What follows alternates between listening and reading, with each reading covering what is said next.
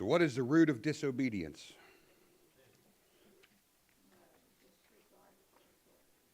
Disregard for authority. Whose authority?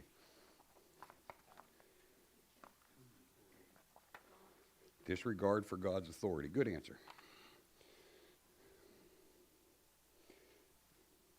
Who knows the memory verse?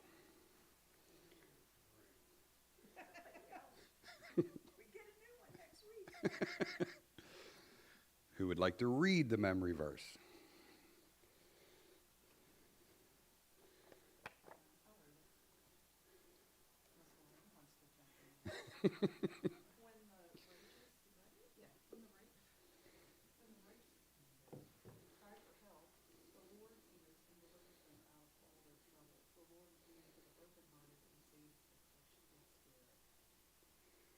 Psalm 34, 17, and 18. All right. So we left off last week with the call of Samuel as a prophet and priest and judge of Israel. Who can remember the main ideas of our lesson last week?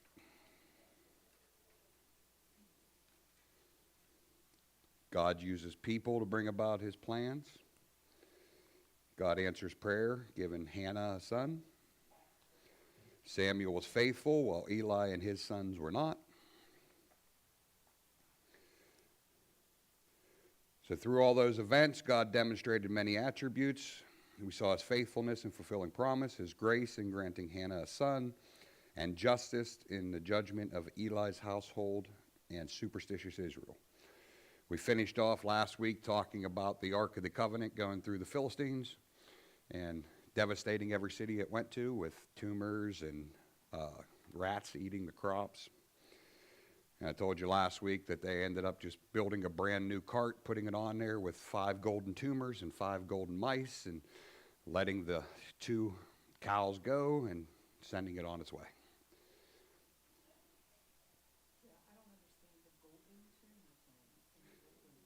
The golden tumors and the golden rats. So the 2 plagues were the tumors and the rats. They had 5 gods that they worshiped. So they gave 1 golden offering to God Yahweh from each of their gods to stop the plagues. So that was why 5 and 5 of each.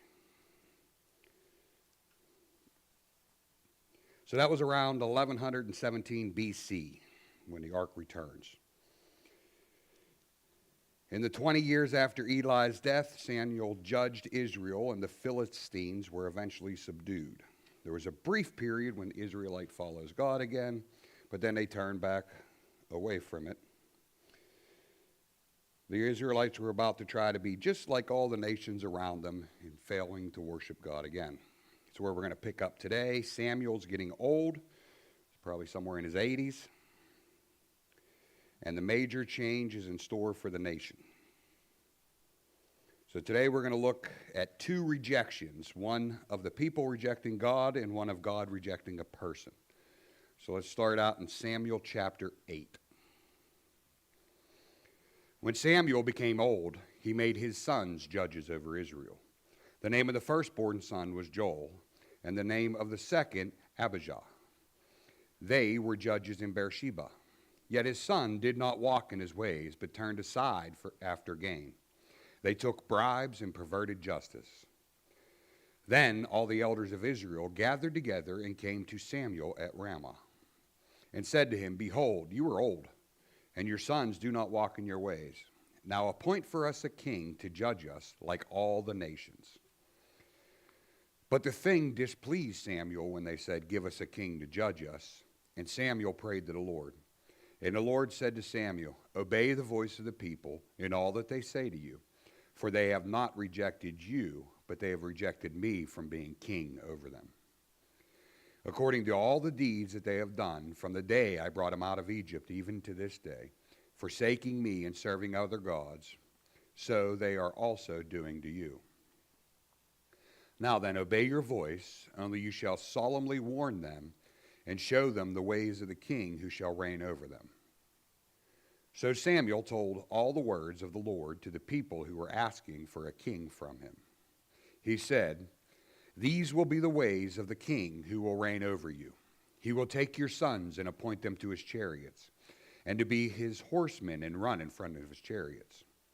He will appoint for himself commanders of thousands and commanders of fifties, and some to plow his ground and to reap his harvest, and to make his implements of war and equipment of his chariots.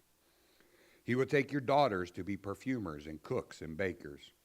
He will take the best of your fields and vineyards and olive orchards and give them to his servants. He will take 1/10 of your grain and of your vineyards and give it to the officers and to his servants. He will take your male servants and your female servants and the best of your young men and your donkeys and put them to his work. He will take 1/10 of your flocks, and you shall be his slaves. And in that day you will cry out because of your king, whom you have chosen for yourself, but the Lord will not hear you in that day. But the people refused to obey the voice of Samuel.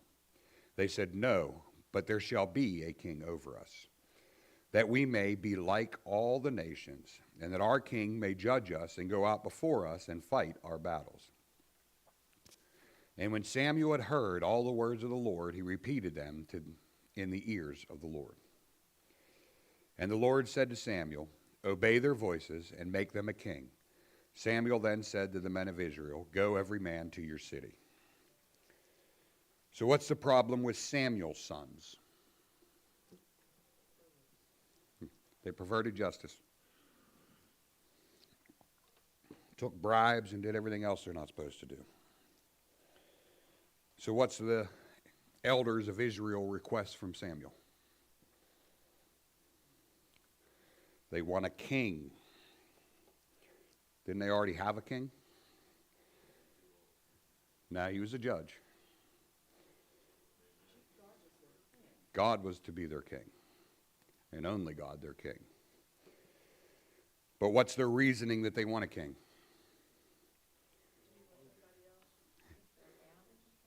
Yeah, to look like the world, sound like the world, and act like the world.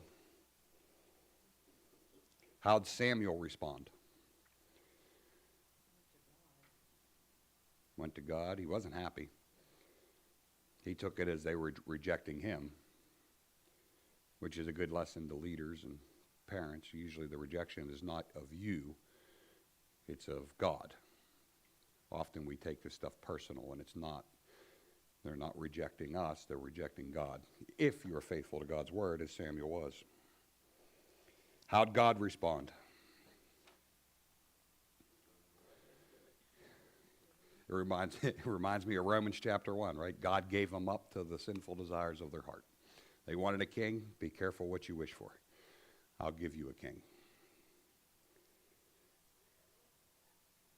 What warning did God give the people through Samuel?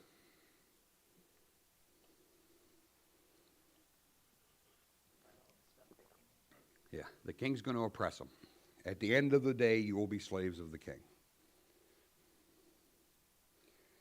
In verse 19 and 20, how do the people respond to the warning?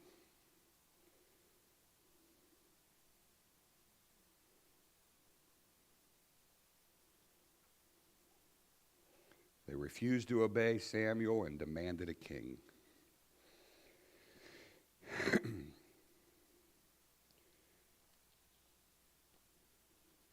So who now do the people want to put their trust in? A man. Instead of God, who brought them out of Egypt and through the wilderness and into Israel. Some 350 years they've been in Israel at this point.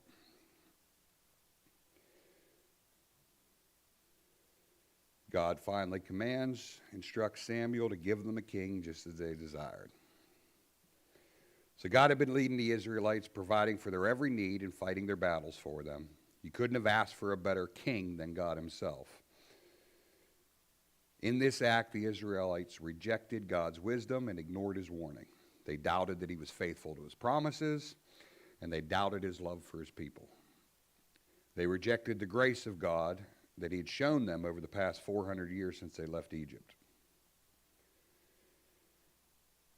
We'll continue. I'm going to summarize chapter 9 and 10 for you. Kish was the father of Saul. He loses some donkeys, and Saul and another man go out to try to look for them. They go several days out to try to find them, can't find them. Saul says, let's turn home. lest my father's worry turns to me. And the guy that's with them says, Samuel's right over the next hill in that town. Let's go ask him. He's a prophet. So they make their way there. And Samuel greets them on his way up to give a sacrifice and has them come with him. And he takes a choice piece of meat and feeds Saul and then tells him pretty much he's going to be king. God has called and chosen him. So he sends him back home the next day, and he tells him, you'll see, You'll see a woman that tells you the donkeys are home, and you'll see a group of men coming down from a sacrifice prophesying, and you'll prophesy with them. And on his way home, everything that Samuel says comes true. So Saul believes what Samuel tells him. That is chapter 9 and 10 in a nutshell, as quick as I can go through it. Let's go to chapter 10, verse 17. We'll do 17 through 27. Now Saul called the people together to the Lord at Mizpah. And he said to the people of Israel, Thus says the Lord, the God of Israel, I brought you up, Israel, out of Egypt, and I delivered you from the hand of the Egyptians and from the hand of the kingdoms that were oppressing you. But today you have rejected your God who saved you from all your calamities and your distresses, and you have said to him, Set a king over us. Now therefore present yourself before the Lord by the tribes and by your thousands. Then Samuel brought all the tribes of Israel near, and the tribe of Benjamin was taken by lot. He brought the tribe of Benjamin near by its clans, and the clan of the Matrites was taken by lot. And Saul, the son of Cush, was taken by lot. But when they sought him, he could not be found. So they inquired again of the Lord, Is there a man still to come? And the Lord said, Behold, he has hidden himself among the baggage. Then they ran and took him from there. And when he stood among the people, he was taller than any of the people from his shoulders upward. And Samuel said to all the people, Do you see him who the Lord has chosen? There is none like him among all the people. And all the people shouted, Long live the king. Then Samuel told the people the rights and duties of kingship, and he wrote them in a book and laid it before the Lord. Then Samuel sent all the people away, each one to his own home. Saul also went to his house in Gabaa, and with him went men of valor whose hearts God had touched. But some worthless fellows said, How can this man save us? And they despised him and brought him no present, but he held his peace. So how does Samuel choose the king?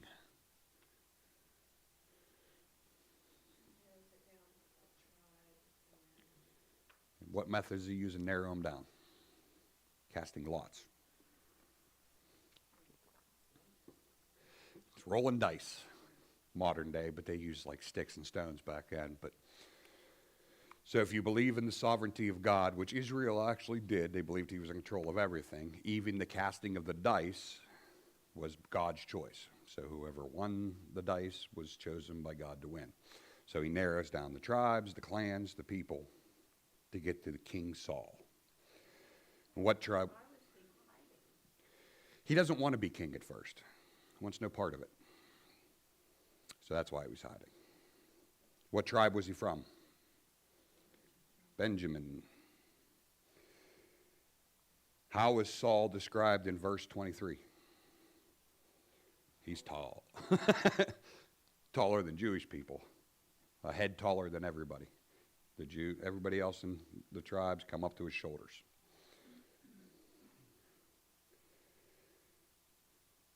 So who is responsible for choosing Saul then? God. He controls the lot. How did the people gathered at Mizpah respond to Saul's announcement as king?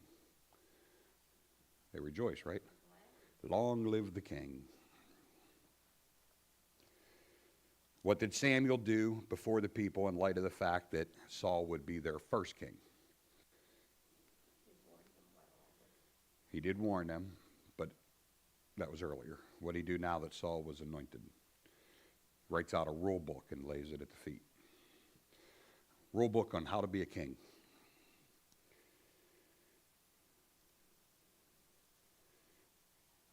What roles of a prophet did Samuel fulfill? I'll read them off. He anointed the king, chapter 10, verse 1. He offered sacrifices, verse 8. Spoke for God, 17 through 24. And told of future events accurately, chapter 10, verses 2 through 9. You know the consequences for getting one thing wrong as a prophet?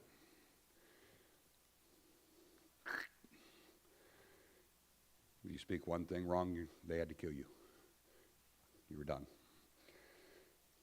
It's not in there, but it was an interesting side note. So as the people had requested, they now have a king, just like every nation around them. They had rejected God as their king, but God grants their request. Although they would serve the coming kings under oppression, they wanted to be just like the rest of the world. Same problems we have today. If you look at many of the modern day churches, you can't tell the difference between them and a rock concert. They look like the world, sound like the world, act like the world. Everybody wants to be like the world.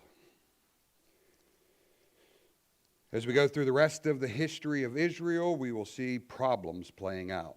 But God knew what he's doing. Can anybody think of a reason that God would allow the Israelites to have a king?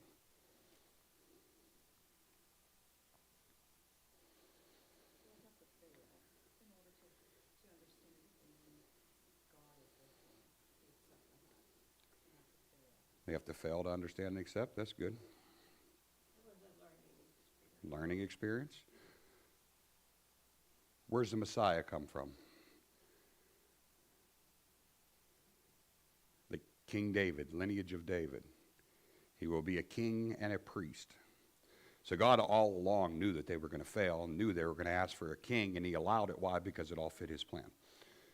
The King of Kings would come from the lineage of David, which would give him his lineage to be the king of Israel.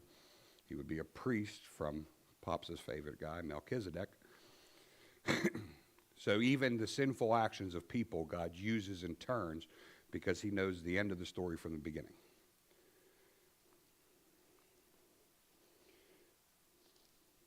So if the Messiah comes from King David's line, what happens to Saul's line? Gets cut off at some point today. So that should remind us that God knows all. He's omnipotent. He's all-powerful. He even can use sinful actions of men to bring upon his plan. Now you can read chapter 11 and 12 on your own about Saul's actions, battles. But we're going to fast forward to 13. Chapter 13, he calls Israel to a battle at Gilgal against the Philistines. Now, chapters 11 and 12 don't tell you, but Samuel tells him to wait 7 days for him to show up to offer sacrifices before the battle. It's implied in 13. Saul gets a little anxious. So let's read Samuel 13, 8 through 15. Verse 8 is where it implies that he was told to wait. He waited 7 days, the time appointed by Samuel.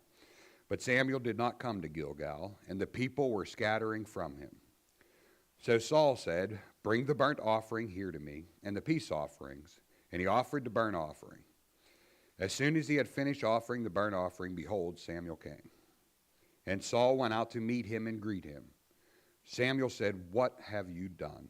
And Saul said, "When I saw that the people were scattering from me, and that you did not come within the days appointed, and the Philistines had mustered at Michmash, I said, now the Philistines will come down against me at Gilgal, and I have not sought the favor of the Lord.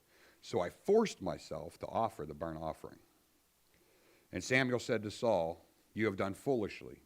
You have not kept the command of the Lord your God, which he had commanded you. For then the Lord would have established your kingdom over Israel forever. But now your kingdom shall not continue. The Lord has sought out a man after his own heart, and the Lord has commanded him to be prince over his people, because you have not kept what the Lord commanded you." And Samuel arose and went up from Gilgal. The rest of the people went up after Saul to meet the army. They went from Gilgal to Gibeah of Benjamin. So when Samuel doesn't show up, what does Saul do? Gets nervous and does something he's not allowed to do. Are kings allowed to make sacrifices? Who's the only people allowed to make sacrifices? Priests, which Samuel was, a priest and a prophet. What was Samuel's response as Saul greeted him? Anger. What have you done? And how does Samuel respond?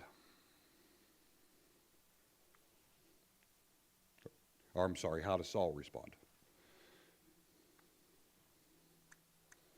Tries to justify it, right? Well, you told me you'd be here. You weren't. My fighters were leaving. The other army was advancing. What do you want me to do? I had to do it. I like how how'd he put it? Yeah, I forced myself. I had to force myself. I didn't want to. It took everything I had to force myself to do it.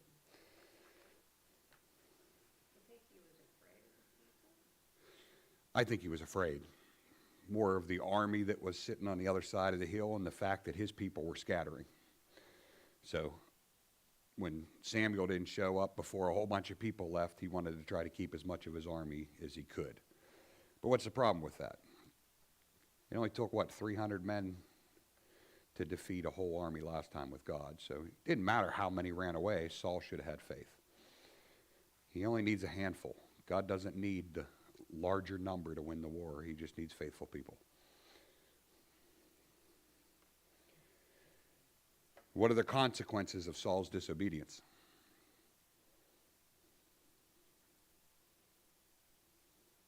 His kingship is over.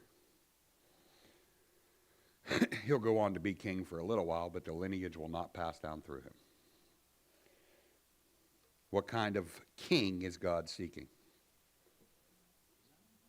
One that's after his own heart.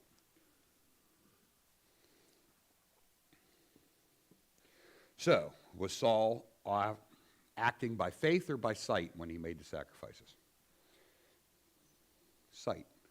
Let his circumstances dictate his obedience. Everything looked dimmed. He tried to find a way to fix it. Problem is, we're not very good at fixing things.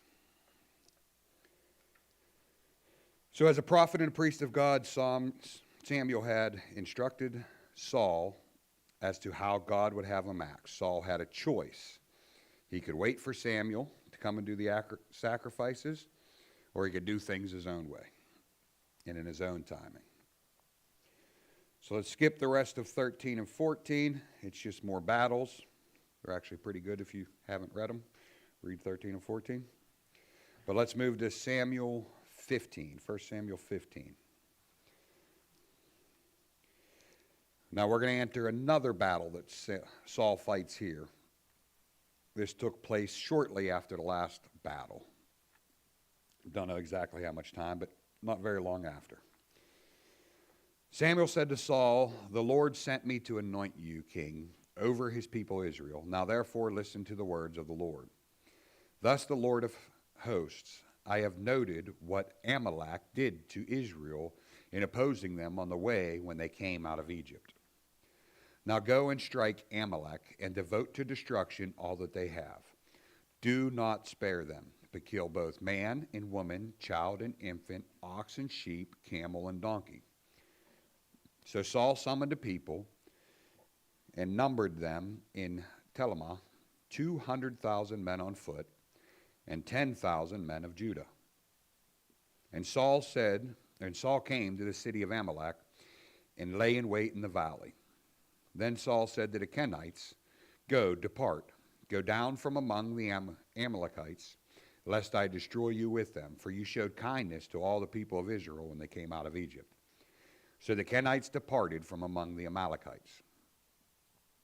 And Saul defeated the Amalekites from Havilah as far as Shur, which is east of Egypt. And he took Agag, the king of the Amalekites, alive, and devoted to destruction all the people with the edge of the sword. But Saul and the people spared Agag and the best of the sheep and the oxen and the fattened calves and the lambs and all that was good, and would not utterly destroy them. All that was despised and worthless, that they devoted to destruction. Then the word of the Lord came to Samuel. I regret that I have made Saul king, for he has turned back from following me and has not performed my commandments. And Samuel was angry, and he cried to the Lord all night. And Samuel rose early to meet Saul in the morning. And it was told Samuel, Saul came to Carmel. And behold, he set up a monument for himself, and turned and passed on and went to Gilgal. And Samuel came to Saul, and Saul said to him, Blessed be to you the Lord. I have performed the commandment of the Lord. And Samuel said, What then is this bleating of sheep in my ears, and lowing of oxen that I hear? Saul said, They have brought them from the Amalekites, for the people spared the best of the sheep and the oxen to sacrifice to the Lord your God, and the rest we have devoted to destruction. Then Samuel said to Saul, Stop. I will tell you what the Lord said to me this night. And he said to him, Speak. And Samuel said, Though you are little in your own eyes, are you not the head of the tribes of Israel? The Lord anointed you king over Israel. And the Lord sent you on a mission and said, Go, devote to destruction the sinners, the Amalekites, and fight against them until they are consumed. Why then did you not obey the voice of the Lord? Why did you pounce on the spoil and do what is evil in the sight of the Lord? And Saul said to Samuel, I have obeyed the voice of the Lord. I have gone on the mission on which the Lord sent me. I brought Agag, the king of Amalek, and I devoted the Amalekites to destruction. But the people, they took the spoil, the sheep and oxen, and the best of the things devoted to destruction, to sacrifice to the Lord your God in Gilgal. And Samuel said, As the Lord has great delight in burnt offerings and sacrifices, is in obeying the voice of the Lord. Behold, to obey is better than sacrifice, and to listen than the fat of rams. For rebellion is as the sin of divination, and presumption is an iniquity and idolatry. Because you have rejected the word of the Lord, he has also rejected you from being king. Saul said to Samuel, I have sinned, for I have transgressed the commandment of the Lord in your words, because I feared the people and obeyed their voice. Now therefore, please pardon my sin, and return with me, that I may bow before the Lord. And Samuel said to Saul, I will not return with you, for you have rejected the word of the Lord, and the Lord has rejected you from being king over Israel. As Samuel turned away to go away, Saul seized the skirt of his robe, and it tore. And Samuel said to him, The Lord has torn the kingdom of Israel from you this day, and he has given it to a neighbor of yours who is better than you. And also the glory of Israel will not lie or have regret, for it is not a man that he should have regret. Then he said, I have sinned, yet honor me now before the elders of my people and before Israel, and return with me, that I may bow before the Lord your God. So Samuel turned back after Saul, and Saul bowed before the Lord. Then Samuel said, Bring here to me Agag, the king of the Amalekites. And Agag came to him cheerfully. Agag said, Surely the bitterness of death is past. And Samuel said, As your sword has made women childless, so shall your mother be childless among women. And Samuel hacked Agag to pieces before the Lord in Gilgal. Then Samuel went to Ramah, and Saul went to his house in Gibeath of Saul.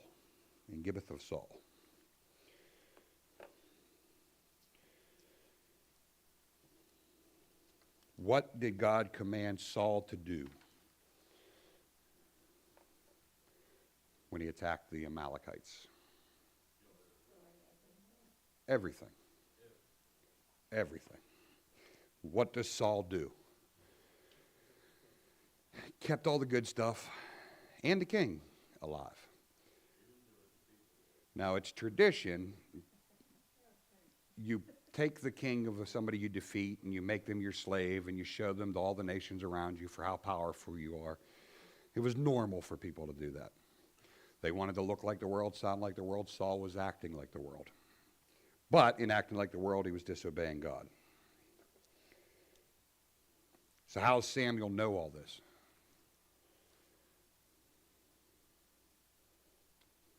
God showed him. Yeah, God revealed it to him.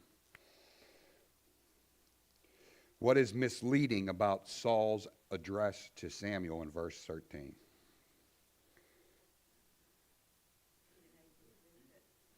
Well, verse 13 is a little earlier than that. When he first walks up, he says, I've completed all that God has commanded, which was a flat-out lie.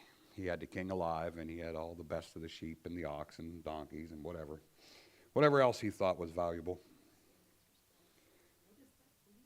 yeah, Samuel. Anyway, why do I hear sheep and oxen then? If you actually did what you're trying to tell me now. Yeah.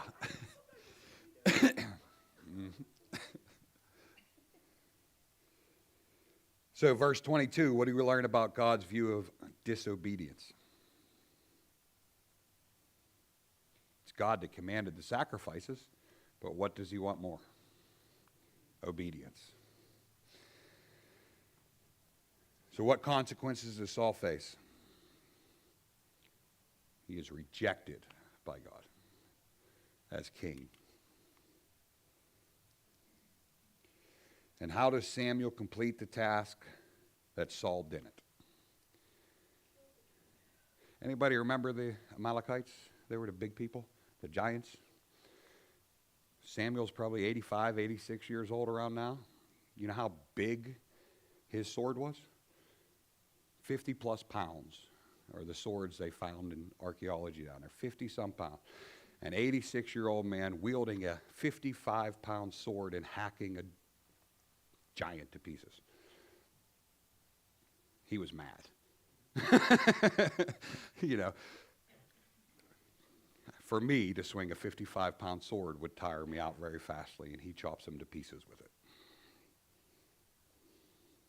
That's another example of how other people sin, affect other people. Like, I'm sure Samuel didn't have any pleasure in doing that. Like, he didn't want to have to do that. No. Nope. That was Saul's job.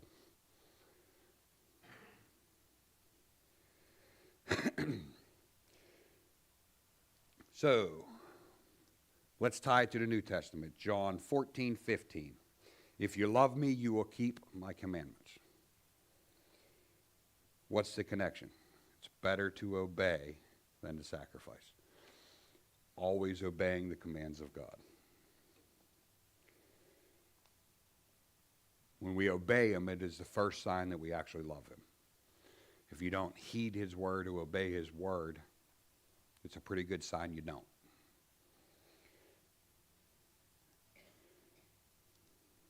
Saul was given a command and he was responsible for carrying it out. However, he chose to shift the blame from himself to who? All the other people. Goes all the way back to Genesis, doesn't it? When Adam gets busted by God. Well, you know, this woman that you gave me, she ate. All the way through, they're always blaming somebody else. Nobody ever wants to take responsibility for their own sin.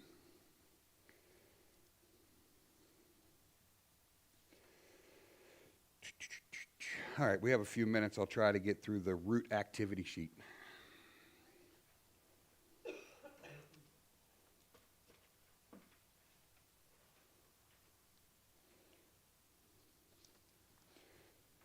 So, from the account of 1 Samuel 13 and 15, what actions did Saul commit that were sins against God?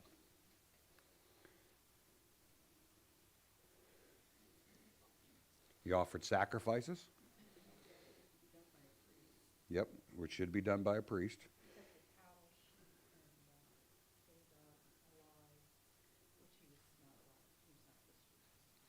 Perfect, yep. He offered sacrifices without being a priest, and he didn't destroy. He left Agag and the best of the sheep and the best of the oxes alive. What common term could be applied to both of these situations? One simple word. Disobedience. Look at the account in chapter 13. What do you know about Saul's motive for offering the sacrifice?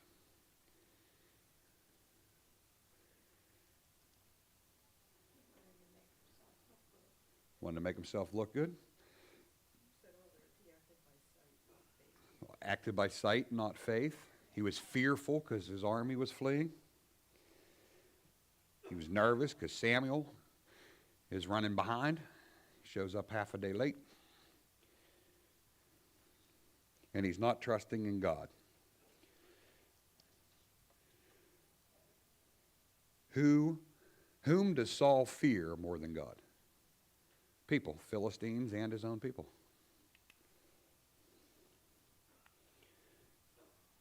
Look at the account in chapter 15 and verse 24. What did Saul reveal about his motive for saving the livestock? Again, he feared the people again. What connection can you make among these three sinful manifestations? What might be the root of Saul's disobedience? What's common in all three? Feared the people, and feared the people. He sought the approval of people over the approval of God. And he feared men rather than fearing God.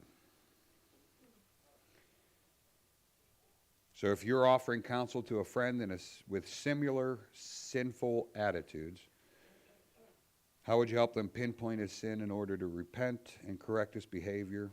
Would this be more helpful to him than simply saying, stop being disobedient? So once your friend understands that the fear of people more than God, he can start recognizing that he is tempted to seek the approval of men instead of God. Short answer. Question 9. Consider a sin that presents itself regularly in your life: lying, anger, slander, laziness, covetousness, lust, etc. How can you get to the root of this sin? That one's for all you to answer.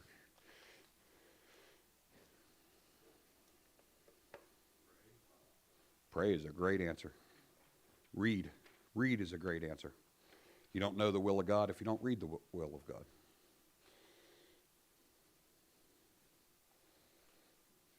Any other questions?